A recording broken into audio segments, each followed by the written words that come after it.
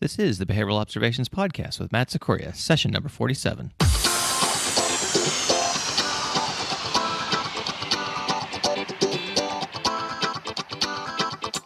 Welcome to the Behavioral Observations Podcast, stimulating talk for today's behavior analysts. Now here's your host, Matt Cicoria. Hey everyone, it's Matt. Thanks for joining me today in session 47 of the Behavioral Observations Podcast. I am joined today by Nick Green. Nick is the CEO of BehaviorFit. You can find out more about him at BehaviorFit.com.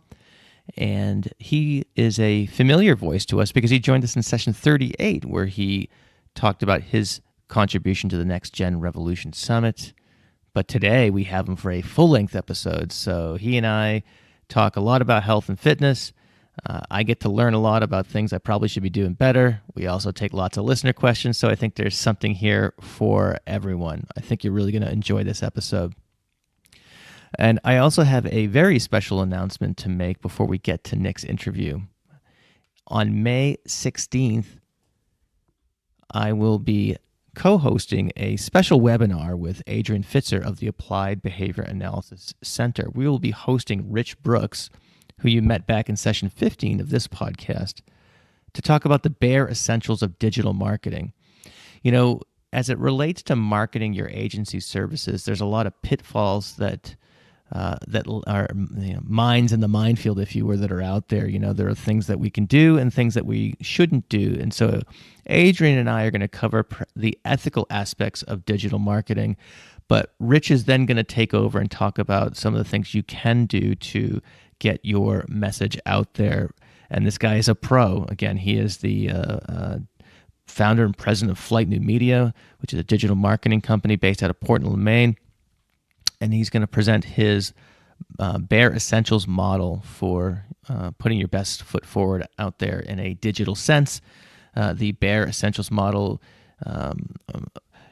involves building an audience or building a website to attract an audience, attracting that audience, retaining them, and then evaluating your marketing metrics. So I think if you have any interest in those sorts of things, I think you're really going to have a lot of fun and learn a lot. So it's May 16th.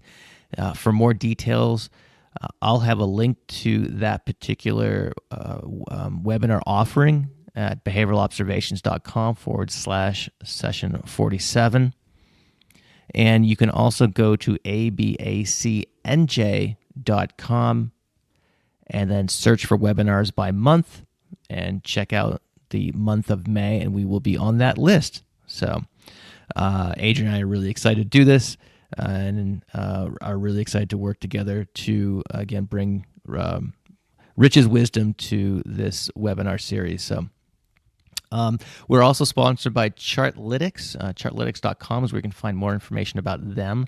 And what they do is they do a lot of different things. They do a lot of trainings on precision teaching, but they also have developed a really comprehensive digitization, if you will, of the standard acceleration chart. And it really automates all of those processes. I've been enrolled in their ambassador program, which is kind of an ongoing cohort tutorial model. So I'm going to be, hopefully by the end of this, a charting ninja. I'm nowhere close to there yet, but hopefully under their tutelage, I will at least approximate that at some level or another, and I will kind of chronicle it here from as I learn more about it. So if you're interested in learning more about that, you can go to chartlytics.com. If you are new to precision teaching, you can check out session 38 of the podcast where I interview Rick Cabina, 39, I believe. And then you can also go to chartlytics.com/Matt. There is a free webinar on precision teaching. There's a free ebook, and there's a couple of other goodies there too that you can check out. So I think that's it as far as opening remarks are concerned. So without any further ado, please enjoy this fun conversation I had with Nick Green. All right, Nick Green, welcome back to the Behavioral Observations Podcast. How you doing today? I'm doing pretty good. It's I'm lucky to be living in sunny Florida right now, so things are great. I'm glad to be back. Very cool. Yeah, I am in northern New Hampshire right now, and it is a balmy 54 degrees Oh, that's not so on bad. February 28th, which is kind of strange. Mm-hmm. but I'll, and as much as I like my winter activities here in the Northeast, I will take it for today. So we're enjoying Yeah. the sunshine and things like that. So Cool. what I want to do, I know you came on the podcast a few sessions ago with respect to the episode about the Next Gen Revolution Summit. But for those who didn't catch that episode, let's take a minute to have you introduce yourself and tell us a little bit about what you do and things like that. I know you got your fingers in a lot of different pots or Yeah. whatever that saying is, but Sure. so Yeah. Yeah. So, my name is Nick Green. I'm a board certified behavior analyst. Currently, right now, I wear multiple hats. So, my main job is I'm a full time grad student. I'm finishing up my third year now in the PhD program at the University of Florida, obviously concentrating on behavior analysis. So that's my one hat that I wear, and then the other thing that I do is I founded this company, BehaviorFit, which we'll get into a little bit today. And yeah, that's kind of my general background as of right now. We can discuss more of my history and other things later, of course. so what exactly does Behavior Fit do? Yeah, so BehaviorFit is my company that I have just kind of merged my passions of behavior analysis and health. And so what I do is work on pro health behaviors using behavioral science. And so I'll work with individuals in a consulting format, targeting things like increasing physical activity or eliminating, maybe certain types of food out of their diet if that's a meaningful target for them. I've worked with organizations to, evaluate, hey, are we doing healthy activities that our employees like, dislike? Do we need to change things a little bit? Um, Through BehaviorFit, it originally started as a blog, going back a couple of years now, but I've since then developed various workshops and, you know, given talks in the community. I'm active at the academic conferences. I've traveled to work with companies, so I do a little bit of everything. Do you have a particular type of company you've worked with? Are there specific types of organizations that seek out your services, or does it run the gamut of what we would see in kind of corporate America? Yeah, so I've worked on a couple projects with just kind of getting my feelers out there with these kind of like tech-based companies and looking at, hey, we've developed this app, for example. It's to help people get active in the workplace, and are the data, um, are they bringing forth the actions that we want in the company? Kind of things like that. The company I kind of worked with for a while was looking at how to create more physical activity in the workplace, and so I worked with them to help evaluate like, are what we're doing is effective? Is it what we want? That's kind of been one area I've worked in. I'm currently working with one individual right now where she wants to bring more health and wellness kind of initiatives to her company, and with a behavioral approach, I see there's a big opportunity in worksite wellness in general, because a lot of the wellness programs, there aren't as many behavioral measures as we would like to see, I think. And so I've kind of tried to fill that gap a little bit and say, hey, okay, you want healthier companies, you want employees to engage a little more related to health and wellness. What would that look like? And so that's an ongoing project right now. So, do the tech companies that you work with, do they get the quantitative nature of what we do as behavior analysts? Do they say, "Oh, I get it. You can measure this stuff too"? I would think the Yeah. more science-based or STEM-based organizations might have a faster uptake or better appreciation, perhaps, of, Hmm. of what we do. Have you Yeah. found that? I think in general, I mean, they're tech companies, they are essentially just data machines, and whether it's looking at click rates and user comments and employees logging in, I think they have the data part figured out. It's the whole human behavior interaction with the data that matters more, and what are those mechanisms. My colleague Triton and we talk about this a lot, of having like there's a data deluge out there, so it's kind of like a fire hydrant of data that's always coming at you. And I think the real value that we would have as behavior analysts is, I'm kind of diverting the question a little bit, but it's really just figuring out what is that useful bit of data going to be for a company, and how can that be tied to the company's objectives, bottom line, things like that. Great. So let me ask you a chicken or the egg question. What came first, your interest in behavior analysis or your interest in Ah, health and wellness? yeah, that is a fantastic question. So my story, I guess the chicken and the egg, ABA came first. Okay. And so what that looked like for me was that I got started in the field. I graduated. I'll go into my backstory here that might Yeah. shine Take your time. a little context, kind of on my journey here through BehaviorFit and being in school. So I graduated from Purdue University just with a degree in psychology. Had no behavior analysis coursework, or had no idea that the science existed. The That was included. Boilermakers, if I'm not mistaken, That's right? right. Yeah, we our basketball team they're back on the upswing now. So hopefully they'll win the tournament. If got any college basketball fans in the crowd. Yeah, I graduated in 2006, so I'm showing my age. I'm getting longer in the tooth. Oh my God. Okay. Yeah, so psychology. Then I did. I worked as a mental health counselor, liaison type of role, which we didn't really do anything significant. So I moved on from that job. I got into photography, worked in a studio, was in sales and marketing, and then after a while, I thought, I want to do something a little more meaningful with my day and my life, and I came across this opportunity to become an ABA therapist. I think I think a lot of us have that similar story, and I got my feet wet in behavior analysis, being a therapist for about 4 or 5 years before I got into, took my career to the next level, I suppose, by going into the master's program. But yeah, I was fortunate to have some really good mentors. When I got into the field, I worked for the Behavior Analysis Center for Autism, BACA, in Fishers, Indiana, which is run by Dr. Carl Sundberg and his wife Devin, who also puts on the WEBA conference, which is coming up in 2 weeks, depending on whenever this this episode comes out in March. So yeah, I was fortunate to start there, and so I progressed eventually through learning about the science, like how to be a practitioner first, and then I thought, I want to do something a little more with this, so I found OBM.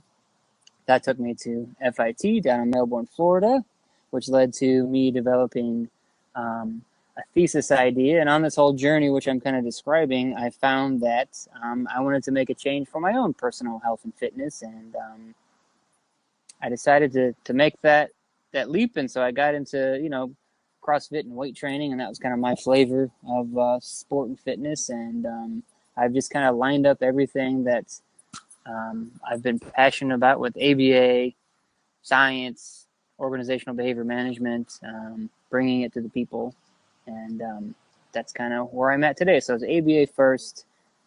I was on my own personal journey for fitness, and then I needed a master's thesis to graduate. So I said, let's do I like this kind of sitting stuff, which we can talk about, and getting people moving in the workplace. And that's, fueled my interest in, workshops and research and, engaging with people online and, all that stuff. So that's the general story there. Was there a precipitating event that made you focus on this, or is it just, hey, I'm not a kid anymore, and I'm just, Sure. I'm just curious how that shift occurred.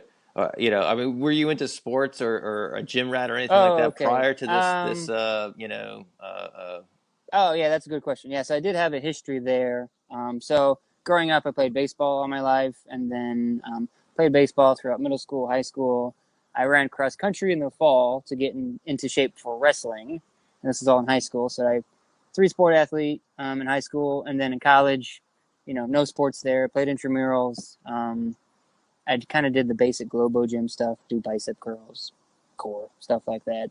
And then after college, I played like intramural or like pickup soccer, pay-to-play leagues, which I still do now. But I didn't really at the time, before I really kind of went full into ABA health and fitness. It wasn't until I kind of made like my own personal commitment change of like, this is something I need to do, not just for like 3 months, 6 months, a year. This is something I need to do forever when it comes to, being fit and healthy. So that kind of I think the combination of all those events happening all at once between wanting to make a change in my own personal health and fitness, getting into, appreciating the science for what it was, picking a topic, being in Florida, all these things all added up together. For me, it was a perfect storm of this is what I'm passionate about. This is what I'm going to do. And, that led me to the opportunities of being a PhD student at the University of Florida, where I can study, what I'm passionate about. And also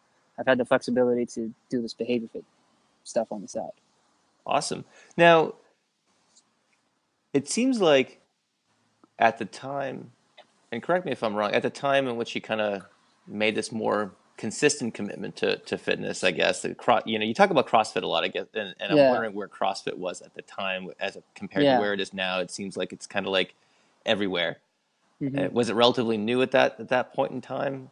Yeah. So I've been at that, and this is by no means an ad for CrossFit, but just my experience here. That was about 4 or 5 years ago. And that was right at the cusp when social media and everything started taking off big time. So I was right kind of early on, right before all that kind of took over.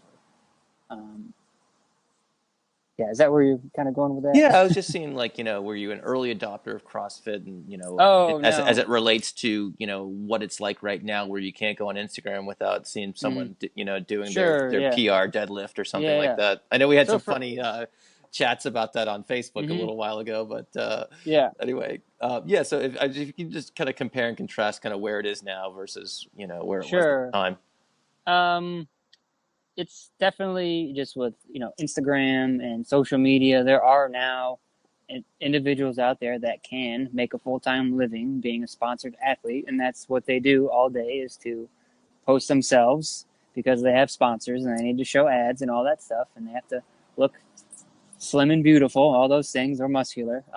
So that, I think that in any industry has kind of changed, and that industry was already there. Historically, CrossFit's, I think it's only, I think the first affiliate, the first gym, the first box, if you will, opened up in like early 2000. So, or right around 2000. So it's, as an industry, it's fairly young, and so it's grown obviously just with everything else. But it's had a good foundation for it to explode to what it is today. I see. So And on top of that, it's a really good methodology that works for a lot of people. It has a lot of reinforcers in there, and it gets results. Like that. That's a big thing that I think a lot of people might miss. Might see bad injury reports or things like that. But what's the risk of not being active? There's always that. But if it didn't work, it wouldn't have turned into the thing it was today, or it is today. Well, that kind of speaks to the next question that just occurred to me, is that if you're Hmm. doing individual consulting with someone who's looking to get fit, and we Yeah. can kind of define get fit in a number of different Sure. ways, but Yeah. um, is CrossFit one of the things that you're more likely to gravitate towards as it relates to an intervention? I guess it would depend Um, on their goals, of course, but Yeah, I don't. Yeah, I don't prescribe any particular type of exercise program. I choose, that the CrossFit methodology for several reasons. I think it's a well-rounded program, but I mean, ultimately, as if I'm speaking to an audience of primarily like autism and intellectual disability practitioners out there, it all comes down to what the consumer is most interested in changing, whether it's child or parent or guardian. So it all comes down to what works for them, what they like, and start measuring behavior from there.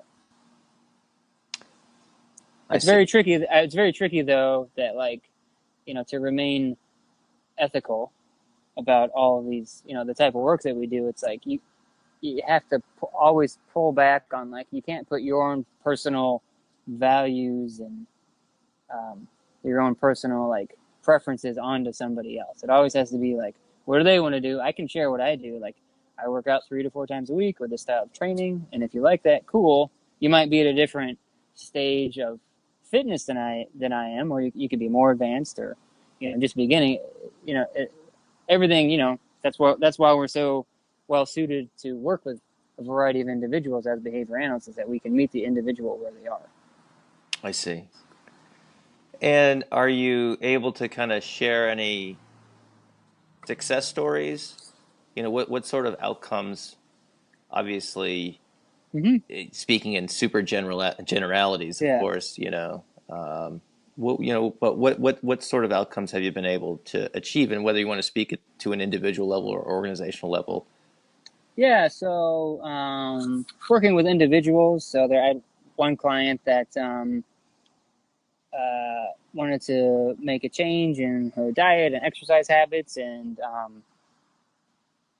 real simple intervention is she had a Fitbit, she didn't wear it, so I said, okay, let's start wearing it, start taking some baseline data. So just basic compliance with working with somebody, and following those basic protocols of checking in and updating the data and syncing, like very successful there, just as as far as like a pure compliance, target. So, okay, you told me you wanted to work on your physical activity. Okay, we need to take some baseline data. We have to put the device on, and then we start looking at, okay, how are you going to be able to meet your, recommended activity, your activity levels based on, excuse me, like what you're interested in doing. So if it's um, you're going from no workouts to 2 workouts, well, let's start with one, and we have to troubleshoot and plan there.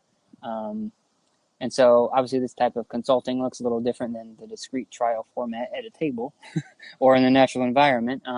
And so just over time, over a couple months, we get to, consistently working out 1 to 2 days a week during a particular time versus not at all, and increasing regular activity, as well as, Fitbits now. I know a lot of people have Fitbits. They have an app update where you need to be active every hour to take a certain amount of steps, which is fantastic. And so we can closely monitor those data, and everything's been, trending in the right direction. So that's kind of like a physical activity target. Another one would be decreasing, sugar consumption. So that's just something that I, have read up on about, and I think it's kind of common knowledge where it's okay. Excess sugar, processed carbs, that's aren't great for you. But this one particular client, we tracked it from she consumed over 30 sugary sodas. So say it's like a 12-ounce Coke, Hmm. like 30 in a month,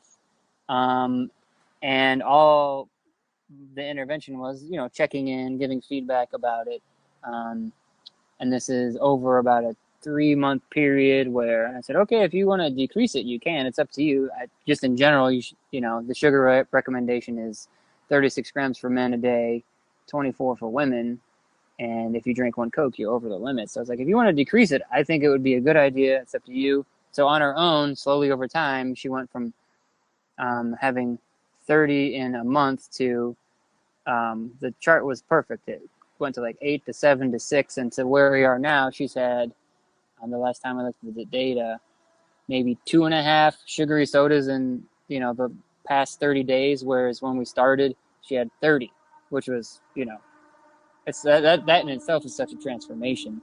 Behaviorally looking at the data, and as well, she reported that, she could easily, suck down a Coke with no time, but then now, probably about 2 months ago, she said that it would take her a couple hours just to finish one. And so, I'm not a nutritionist or a taste bud expert, but it's like I think there's something physiologically happening to her tastes are changing, and you no longer can, respond. You're not responding the same to the similar sugar content and taste. So, so you kind of have the objective and subjective data there. That was, I think is great. And she reported that she's feeling better, and we work on other targets as well. So those are just kind of two examples there.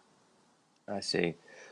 Very cool. And what about? I know you wrote, and for folks listening in, I'm going to reference some blog posts that Nick has written.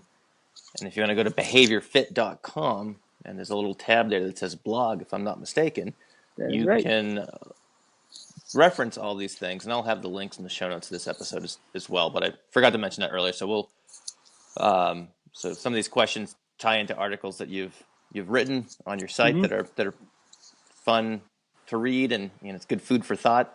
Yeah. Pardon the pun. But I really didn't even mean that until it came out of my mouth. You did it. Um, Anywho, you had a funny one the other day about what I call the too good to be true headlines, but I know you had a Oh different way yeah. of of talking about it, so whenever we think about fitness, we always see these things like online, don't eat this, eat that instead, or, Mm-hmm. do this and, lose X amount of body fat or whatever, and so it's kind of a mixture of kind of what looks like, selling snake oil versus overly simplistic recommendations, whether it be for diet or exercise routines and things like that. So Mm-hmm. um, I wanted to give you an opportunity to talk about that particular blog post, and if you could share some of the main points with the Yeah. audience, that would be great. Yeah, that's I'm glad you kind of bring this issue up. It's just we're inundated every day with, regardless of our social media preference, whether it's Instagram, Facebook, Google News, we see headlines and it's all this clickbaity type stuff. And I think you described it well. It's like, is it a snake oil thing, or people just trying to get me to go to their site, or is this really a thing but it's just too simplified? And so I think, the real, I wouldn't call it a danger. It just takes a lot of time to figure out research and what is actually going on, and just in my humble experience of learning research, because I've been in school for so long now, I'm like, this is really difficult stuff to grasp and really figure out, like what the key mechanism is or what's really happening. And then what happens is that we see these kind of news journalist kind of updates of like, oh, this article was published and now this is a thing. So the article I wrote that came out a week or two ago, for the February post, where I just found a headline, and then the idea was, oh, if I just drink wine after work, then my brain will be healthier. And I'm just like, this is just missing the point, because even if it is, like, what's going to be the measures that really matter in your life that says, okay, this is making me healthier, or this is not. At best, these type headlines are like, oh, your risk of brain shrinkage or whatever it might be is going to be better in 40 years. But it's like, how do we know it's going to be a thing? And I kind of conclude that blog, referring to my January post, was like, okay, regardless of whatever health factoid that's out there or the latest finding, it could be a thing. What matters is if you actually track that in your life. And we all know how hard it is to take regular data and to see behavior change. That's kind of my overarching theme with these articles, is just focus on one health target. If it's moving more, if it's losing weight, focus on one intervention, because our days are so crazy and chaotic that, if we can control some of these things, then we can make an accurate statement about whether or not something is healthy. Maybe wine is healthier for you, but it might not be for the next person. And the only sort of way that we can figure that out is if we kind of use our single case methodology, which I think is very valuable in these type of circumstances. Say, okay, I taught you to mand more. In the presence of parent A, you are manding more. In the presence of parent B, you're not manding more. So the same thing with wine. In the presence of wine A, you're losing weight. In the presence of wine B, your brain's better. Like, just take data. That's all I'm asking people to do. And, just think more critically about what you're reading, because it could set you up for a whole, you go down a whole rabbit hole of, you make one bad rule, then you make another bad rule on top of that. And then, 6 months later, you are out of shape, or you made a bad decision, or, the outcome could be anything. And the data will help us figure out whether or not that's true. Yeah, and another thing that occurs to me when I read those articles, because I click on my fair share of them just to kind of check them out, and I'll be Yeah, honest yeah. with you, and a lot of them are based on these correlational studies of huge population samples and things like that. And so you're Mm-hmm. absolutely right, where maybe you're comparing averages of two groups or maybe not Right. even not, and these aren't even experimental designs per se. They're either, Mm-hmm. again, quasi-experimental or correlational in some regard, and it's not anything that we would look at as acceptable, Yeah. in terms of research quality and things like that. They might be guideposts for further, or stimuli to, for further discussion or inquiry or something like that. But Right. Yeah. And I mean, and correlational studies are valuable. They help us figure out certain things. And let's say the article I referred to, the whole wine is good for your brain thing, maybe it is like correlation, but you still have to take like action on like, okay, let's drink 1 glass of wine after work for like 3 weeks to figure out if something changed. Like, there's multiple layers of how to critically how to evaluate these studies, and that's the I'd say the big take home message with kind of that last article that I wrote was like, okay, the research article is correlational, but the problem is we're taking these headlines as if they are cause and effect. So it's not even, there's a clear disconnect there, So that's where we set up as humans. We self-generate these rules and yada, yada. You could analyze all that from a, private event perspective and all those fun things. So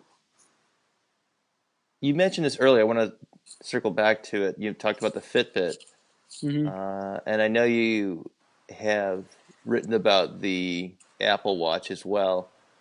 Do you have any recommendations as it relates to one versus the other? Are there other things out there in terms of being able to quantify what sort of device, some sort of wearable thing that would, it's an area that I've not really delved into, and I'm kind of Yeah, asking both out of personal curiosity as well as just, sure. to share some of the observations that you've made elsewhere on this as well. Yeah, I think this kind of relates to an earlier point of, I think accuracy of data is obviously very important. Whether or not you like the tool is important. Like, an Apple Watch might look a little better on your wrist, than a Fitbit or whatever your personal preference for wrist flare is. But I think at the end of the day, it doesn't really matter what the thing is. What matters is if you're using it and if you're actually getting to the data. That's the larger issue for me. It's like you got all this data, whether it's steps or heart rate or intensity minutes, or you're tracking your food every day. Are you taking the time to go back and evaluate, your past behavior, and is that going to change future behavior when looking at those variables? Does that make sense? Sure. Yeah, it's kind of more or less a personal style, and if Yeah. whatever works, as long as you're using it and Yeah. you're interacting with the data, then we're Mm-hmm. good. If I'm, Yeah. that And sums up. it's difficult because we can get, even, you always have to, I have to catch myself too of just like, okay, I got this heart rate data. What am I going to do with it? And for me right now, I need to do a little more personal research on looking at heart rate and variability. If I want to look at something like that, which, I'm not a exercise physiologist, so I don't know all the ins and outs of that, but it's just like, okay, what's important to me right now?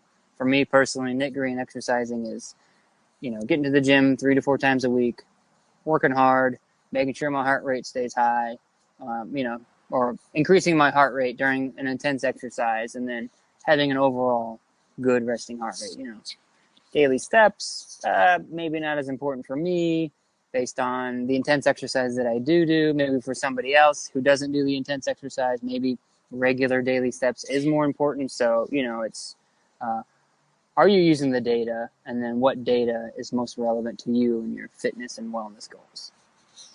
Got it. So, if someone came to you looking to, let's say, that a specific goal, or at least a goal in a general category of, say, like weight loss or fat loss and things like that, take us through kind of the course of, I don't say the intervention, because you probably have to discuss, I guess, the Yeah. discovery, if you will. What sort of things would you ask? What might be some low hanging fruit you would pick, and so forth? Specifically for, you said like weight loss? Yeah, because I have this friend, Mm-hmm. who's in his early 40s, and sorry, I was gonna see how long I could keep it up, but He likes to go skiing. that's right, that's right. He you know, anyway, so what would be some of the what would be the questions you would ask if someone engaged you in a Yeah, consultative sure. process, and I'm just trying to figure out what the general starting point is. And I was joking Mm-hmm. around earlier. Okay, this is kind of a nakedly selfish, no question, but I think there's probably a lot of us who would find themselves in this situation, It's funny because I was talking with someone who is in his early 30s the other day, and he was talking about how, and he's like, yeah, I gotta drop a few pounds and stuff like that. And I said, yeah, well, when I was, at your particular age, dropping 10 or 15 pounds was relatively easy to do. Just focus a little less on focus a little bit more on the good food and less on the bad food, a little more movement, and boom, you're Hmm. back to wherever you want to be Yeah. without too much effort. And I'm finding the older I get, the harder and harder it is to kind Ah, of, you know, I think you just gave away your own answer there. You said without too much effort. I thought I would be there, but well, yeah. But go ahead. but anyway, I guess my general point is that there's what what would be the my general question is what would be some starting points or Hmm. some questions you would ask to kind of Right. go down this path of intervention. Sure. Yeah. So definitely for weight loss, altering diet. First thing I would tell people is I'm not a nutritionist, I'm not a dietitian, so I'm not recommending any type of food program, if it's South Beach diet, paleo diet, anything like that. What I'm better geared towards is helping you evaluate, okay, I chose food plan A. Is it working? Um, are we being compliant with it? Start there. So just out the gate, just so it's clear, we all need to practice within our scope of expertise, and designing meal plans and all that is what is out of my scope. I can share the things that I kind of subscribe to, but by no means would I recommend uh, that to anybody.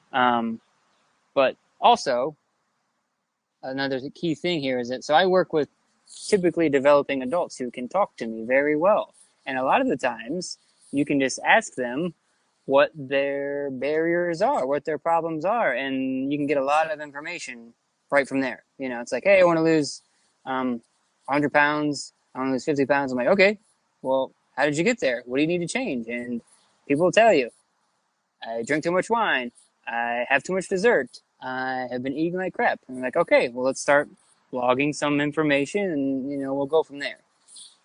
That's kind of a basic general approach. And of course, I'll add the caveat that if you want to lose weight, you can't outrun or outlift a bad diet. So if you want to losing weight, obviously exercise helps for other reasons, but it, you somebody gained weight by just generally speaking by probably eating the wrong stuff for a long time. So it's also going to take a long time to eat the right stuff. When you are eating the right stuff to lose that weight too. So if I were to summarize, then it would be: I'm not going to design a food program for you. I help you, stay on track, and I can recommend certain things, but that would be a choice that they would have to make. You can't outrun, a bad diet, and the last piece would be: I don't think I had a last piece, but those are the general points. Yeah, of course. And obviously the reinforcers for a great diet and exercise routine are delayed, That's which right. makes it a challenge. If you look at the picnic analysis, we could figure out readily which quadrant that falls into. So, Yeah, sure. um, so what I want to do is transition into some questions from the listeners. Okay, great. This generated quite a bit of interest when I mentioned you were going to be on the podcast. So Oh boy. let's start with a question from Shubhata. Mm-hmm. And she writes, it's not the starting of an exercise program that's hard. It's the keeping it going part that is daunting. And even if we avoid the all or nothing approach, it's easy to slack off and stay that way whenever life happens. Do you have any hacks to overcome Mm-hmm. that? That would be great. And I second that because I will do that. I'll go for spurts of exercising, and I can keep them up pretty long. But usually, what happens is I'll go away to a conference, or I'll go someone Yeah. will come to town, and I'll have company or some other thing, and I find it hard to kind of get back on the horse again, if you will. Yeah. Um, I think this kind of echoes an earlier point that I made, that you have to think about something, for the long haul. It has to be, in general. something that you're going to do no matter what. But then behaviorally speaking, we can always point to, I think, the environment and pick out certain examples of like, why did my motivation decrease or increase this week, this month? I came back, you have the post-conference, jet lag, hangover. Like, we get that. We've all been there. I can just speak for myself where I had a series of a couple months where my motivation changed as a function of certain environmental variables where a year ago, last April, all my workout buddies like graduated and moved away. So that was a huge reinforcer for me to be around those individuals. And so I didn't have that anymore, but I had to still, call it self-talk, following rules. I still, had that commitment that I made to myself of, okay, this is something I need to exercise. It might not be as fun, but I'm still going to do it. That's just what you have to do. Given today's job characteristics, I'm a full-time student, so my job is not strenuous. So these are the things that I've told myself through the past 4 or 5 years that I just have to do this to be a normal, healthy human being in today's society. So, looking at environmental variables like, your peers, that happened. I also had the wonderful experience of the gym I transitioned to in the fall. It actually shut down. So that was a huge, another huge abolishing operation as far as going to that gym. You think about whether you are on your fitness, your fitness journey. If it's perfect right now, great. If it's imperfect, well, either way, I think you just have to look at, yesterday, did you do what you wanted to do health-wise? Well, there are a lot of behaviors that occurred yesterday and today, and they've received lots of reinforcement for it. So you have to think about any type of fitness and health-related behavior. What's the level of, what's the learning history involved with it? How much reinforcement has occurred for that target behavior, whether it's eating a new, healthier food item or traveling to this new gym? Yeah, those are big hurdles that we always have to tackle. And looking to the environment for our motivation is the key there. I see. And she also writes, more importantly for me as a parent of a child with autism, I would like to know, what do you suggest for our guys with ASD? They're vulnerable to overeating and moving less, more than a typical population. And we sometimes rely on primary reinforcers, et cetera. And I guess in general, she's trying to look to wean kiddos away from that sort of thing and moving more and things like that. And that also dovetails into a question that Valerie sent in, where she works with the special ed population in areas of movement. And she would like to increase the interest in a variety of gross motor and object control activities. So, children and adolescents can, learn healthy and fit ways or healthy ways to spend leisure time and things like that. So have you at least to come across any literature or have done any work in, I know you said you work typically with typically developed individual or neurotypical individuals. Have you worked on it with any of these populations that Shubhata and Valerie are talking about? Not specifically, but I think the same principles for health and fitness and working with individuals regardless of diagnosis, apply the same. So it's common that iPads and computers and those type of activities, even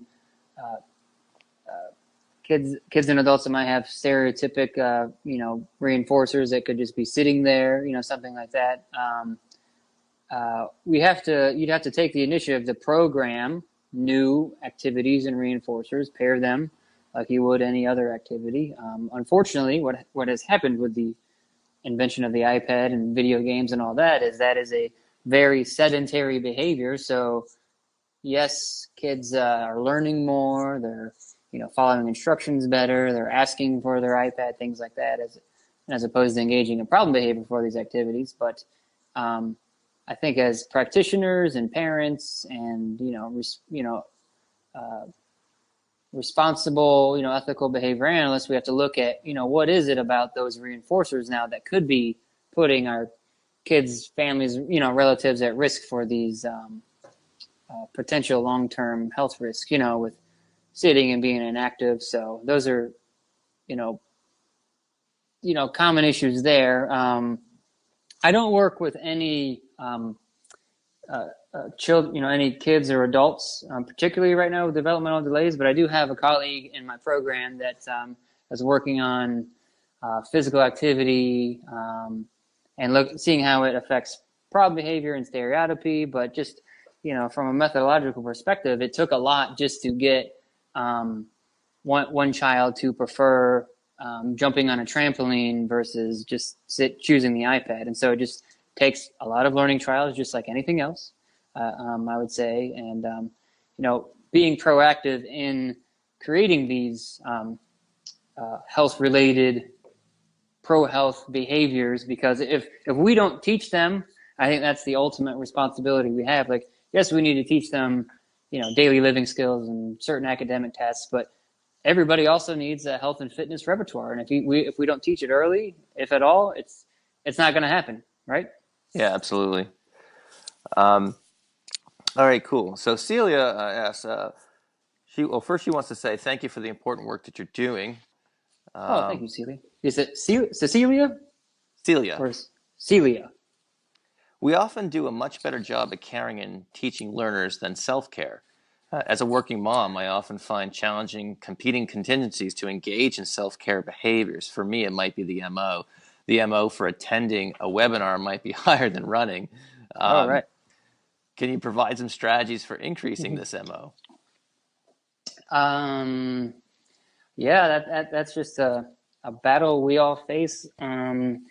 Being employees in this modern workforce, that we all work in knowledge jobs, where we're at a computer all day, or we're working with early learners or have administrative tasks. That we have to, I think, just to rearrange your environment, in ways that will prompt and create more physical activity. So in the short term, look at the antecedents, like text message reminders, alarm clocks, things like that, posters, put a job aid on your computer, if you're looking for short-term tips there, like all kinds of things like that. Then also on the consequence side, think about how you can rearrange certain activities in a way that promotes activity. Like, I'm on my phone right now talking to Matt on this podcast, and he can see me, if you can verify with me, Matt, that I am standing and walking around while on the phone. So absolutely. While you can listen to a webinar, can you put it on your phone and also walk and listen? I do that all the time.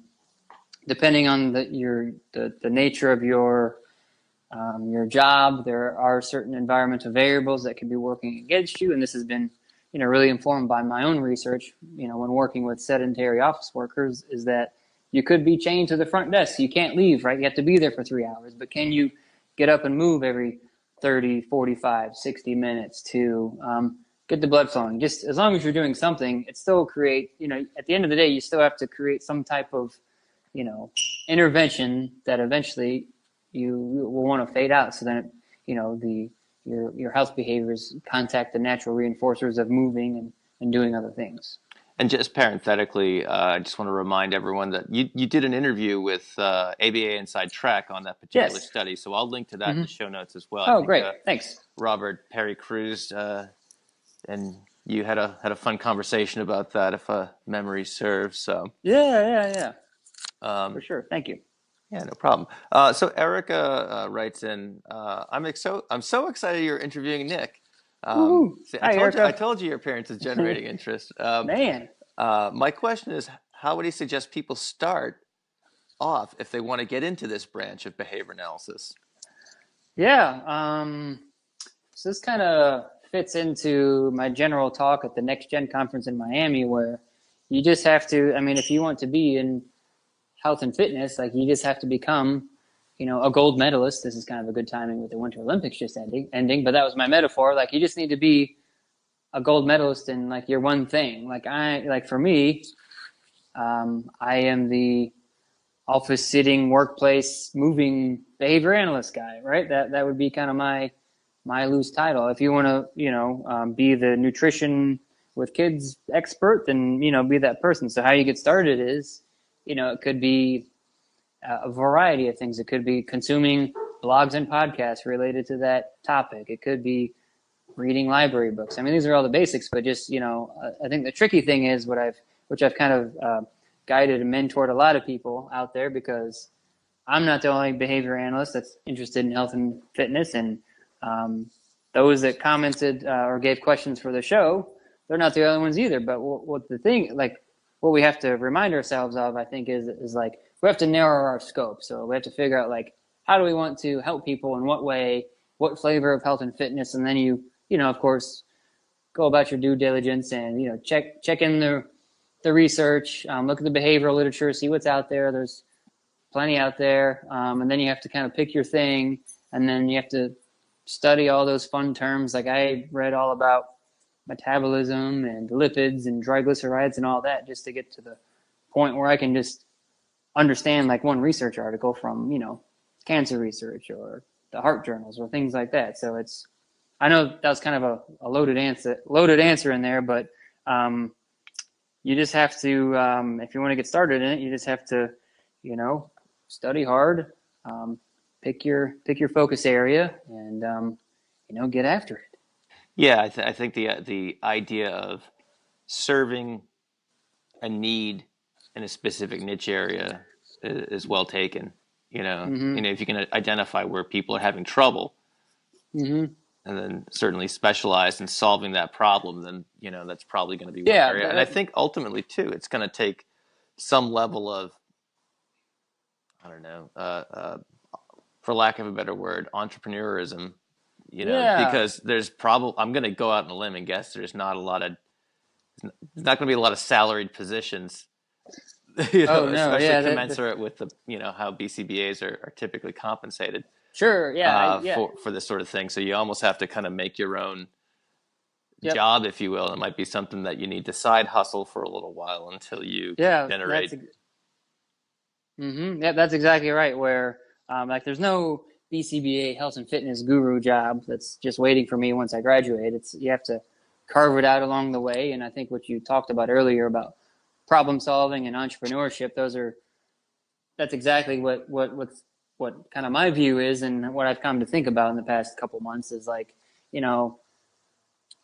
you back up the scope a little bit, I consider myself a behavior analyst, but really at the end of the day, when I'm talking to the rest of the world, I'm just a problem solver. That's what I'm doing. And the way that I solve problems is by using behavioral science. And what do I do with that? I help people, reach their health and fitness goals, whether it be sports performance or helping them, modify the diet or something like that. And I just have the toolbox of, behavior analysis, applied behavior analysis to say, okay, this is the problem. This is how I'm going to help you. And we'll just go from there. But yeah, it takes a lot to, get to that point, because you want to say, okay, I draw the line in the sand here where I can help you. This is my scope, or I've read enough and now this is my scope, and, things like that. So it's all about problem solving, I think. Awesome. Okay, last question here. A non-fitness question, I think, but interesting nonetheless. And I think it's probably something you can help out with. So Kenny writes, I have many questions about procrastination. Kenny, if it helps, I'm an expert in procrastination, not necessarily on the solving side of it, but anyway, I digress. In fact, that is what I am doing right now. So Kenny's procrastinating by, responding to this call for questions. That's well done. Kenny, I always recommend procrastinating with things related to the Behavioral Observations podcast. So anyway, I should be doing classwork for my BCABA. Anyway, I have tried study aid apps and timers and rewarding myself when I stay on task. In parentheses, he puts which is rare, and I am still struggling. I have even taken frequency data on myself for the number of times I am distracted in the study session. I've yet to come up with a strategy. Is this something Nick could address? This is completely unfitness related. Okay. Yeah, absolutely.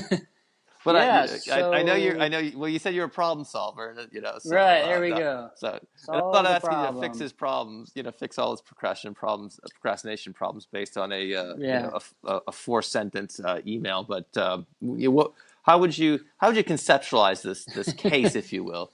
Oh boy, I would say maybe let's look at the personal calendar, see how your day's divided up.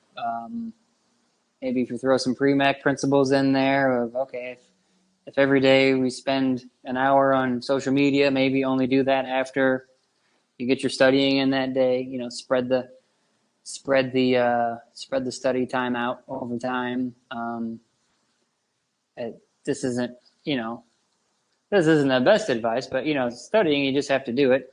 At first, when you started reading the question, I thought you were going to talk about like a deadline for a project or something, where it's like, well, sometimes procrastination is good, so you have more ideas and things like that. But for general study, study aids, yeah, I mean, unless Well, how about this? I know, you and I both are, Tim Ferriss listeners, and he often talks about morning routines and things like that. In yeah, fact, I think that's something that you've written about as well. yeah, I would imagine maybe incorporating something like that, into his morning routine, so it just becomes part of, sure, shortly after getting out of bed and brushing your teeth and maybe going. yeah. I like to get a lot of my more academic, hard thinking reading and writing done earlier in the day. So I'm fresher to go. So then you're not thinking about it and dwelling on it all day, depending on what your work schedule is. But for me, that's helped out a lot. I've done that for a couple of years now, where I get up, I do my reading and writing, like the serious stuff first thing in the morning. And then, because the day happens, you have emails and calls to attend to, then, your best study time and effort might not be at the end of a long day.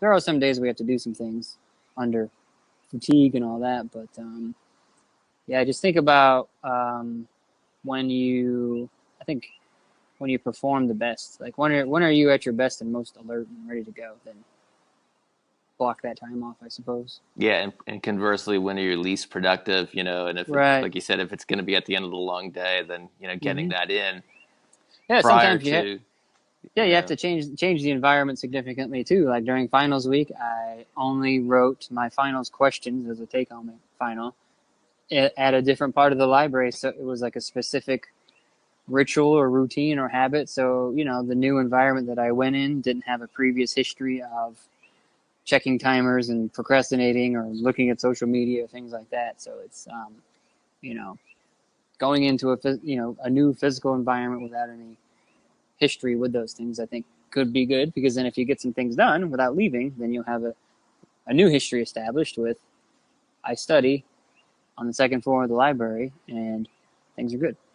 yeah, I've heard of apps that will like disable your email and Facebook and your Yeah. social media channels and things like that, so Right. you could just kind of like you know for some period of time, once they're set, you can't alter them and whatnot. And I Right. guess it just depends on the nature of the I think procrastination. also just to give the procrastinator some hope out there that I've spent a lot of time with productivity tools and everything, and you can mess around with all that. But I think how it ties to, the Fitbits and Apple Watches, like any of the systems, they will work. Just pick one thing and just go with it. And it's just, you know, if you're a procrastinator, that means you don't have a long history of getting things done in an orderly fashion, and just, give yourself a break that you're not going to be perfect over the next week, month. It's going to take a long time. And, I never got up early and wrote in the morning and read in the morning. It just took a long time before I physically was getting up earlier, and then I displaced my writing time to earlier in the day because of other things. So, um, yeah, I think sometimes people are too hard on themselves. They're like, "Oh, I failed. I'm off task. I'm doing this." I'm just like, no, it's just going to take a long time, longer than you think it is, and then eventually, the tools that you're using, um, they're going to be kind of artificial in the sense that they didn't, they need to be faded out, right? If these are interventions that you want us, people want to change their behavior, I think the goal is independence. So we need to think about fading those things out. Sure. All right. Cool. Cool. Well, I think we've covered quite a bit of ground here, Nick, and I'm sure we'll Yeah, get I think so. a lot of questions based on our conversation today. So it'll be fun to hear the feedback that comes in from our episode here today. So I'd like to close with the question that I always close with, and Okay. what advice do you have for a newly minted BCBA? Oh, that's a good question. I would say, because I'm more in this uncharted territory, trying to expand behavior analysis world of entrepreneurship and doing your own thing, that the world needs more behavior analysts practicing in other areas. So if you're just getting just newly certified, and you're new to the field, maybe this is the first behavioral podcast you ever heard before, that there's plenty of opportunity out there to work in. Just work hard at the one thing that you're going to be really good at and solve problems for people, and the rest will take care of itself. All right, cool. Nick, thanks for joining me today, and hopefully we'll have you back down the road and to talk more about this topic that people are interested in. Yeah, thanks for having me, Matt. I enjoyed being on, and I look forward to all the comments and questions that come after. All right, and just to remind everyone, they can find you at BehaviorFit.com, right? Yes, correct. And and I'm most active like on Facebook and Instagram, at BehaviorFit. So Google it, you'll find me. BehaviorFit's the kind of consistent social media handle. That is the one. All right, yeah. So yeah, I've seen you certainly on LinkedIn and Instagram and Facebook and elsewhere. So yeah, cool. And we'll have those links in the show notes, as I've mentioned previously. So awesome. Again, thanks so much for joining me today, Nick. Take care. You're welcome. Thank you for listening to the Behavioral Observations Podcast with Matt Cicoria. You can find Matt's notes on this episode at www.behavioralobservations.com. We also invite you to stay connected with us on Facebook at facebook.com/behavioral observations and on Twitter at Behavior Podcast.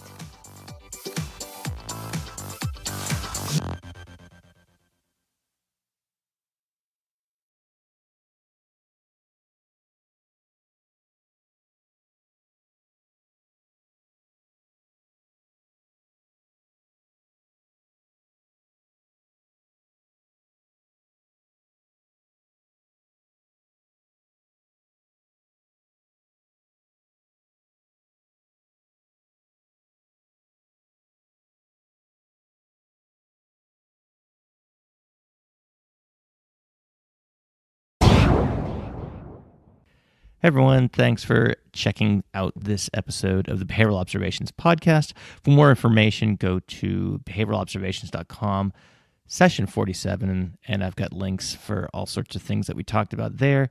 And you can go to behaviorfit.com to check out Nick's website. And again, big thanks to Chartlytics for sponsoring the show. And don't forget to save the date, May 16th, 2018, where Adrian Fitzer and I will be essentially hosting Rich Brooks to talk about the bare essentials of digital marketing. I'm really looking forward to that. And in the meantime, I will see you later, and we'll see you, I guess, in session 48 will be coming up next. So take care. Bye.